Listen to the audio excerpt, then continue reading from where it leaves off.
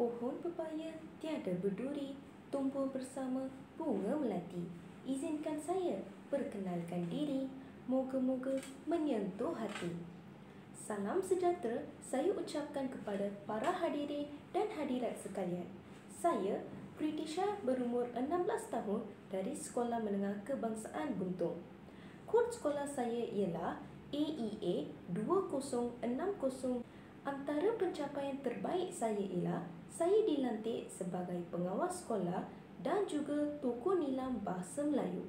Saya telah memenangi tempat ketiga dalam pertandingan mendeklamasi sajak dan syarahan peringkat daerah. Buku ini dikarya oleh seorang pengarah terkenal bernama J.K. Rowling yang telah memenangi sebanyak 37 anugerah sastera. Meneliti semua buku cerita yang telah saya baca, saya memilih buku ini kerana keunikannya. Buku ini diterbit dan diterjemahkan oleh Penerbitan Pelangi Sendirian Berhad pada tahun 2019. Tajuk buku cerita ialah Harry Potter dengan Panduan Azkaban. Buku ini mempunyai sebanyak 420 muka surat. Buku ini mengisahkan tentang tahun ketiga Harry bersekolah di Hogwarts.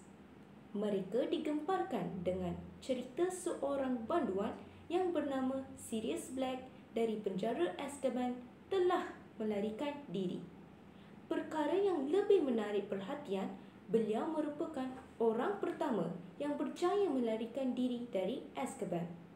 Bererti ini bukan kes calang-calang dan mungkin Sirius Black ini sedang mencari Harry untuk membunuhnya. Perjalanan pulang Harry ke Hogwarts dengan kereta api sungguh menyeramkan apabila sesuatu menghampiri Harry dan cuba membunuhnya. Harry diselamatkan oleh seorang lelaki yang tidak dikenali. Apabila mereka tiba di Hogwarts, rupa-rupanya lelaki tersebut merupakan guru baru di sana yang bernama Remus Lupin. Jalan cerita buku ini penuh debaran dan ketakutan. Harry diarahkan untuk belajar spells untuk mempertahankan dirinya. Akhirnya, Sirius Black sampai di Hogwarts dan rupa-rupanya beliau adalah kawan kepada Remus Lupin. Apakah perancangan mereka sebenarnya? Adakah mereka ingin membunuh Harry? Dan kenapa?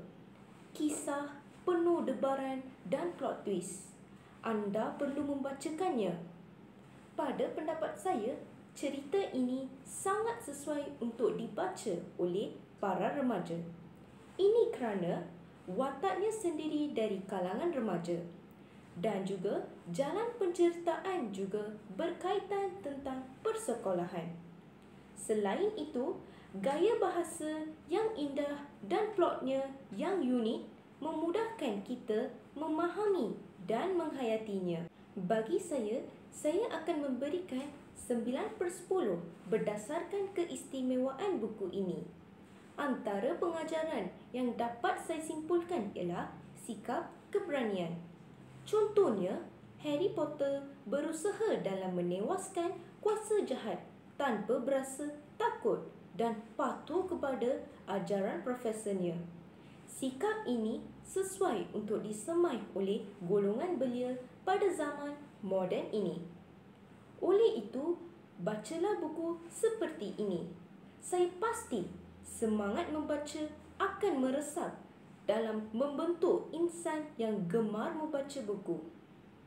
Pohon pedada di dalam taman jadi idaman si anak rusa. Marilah rakan, marilah teman, kita membaca sepanjang masa. Sekian, terima kasih.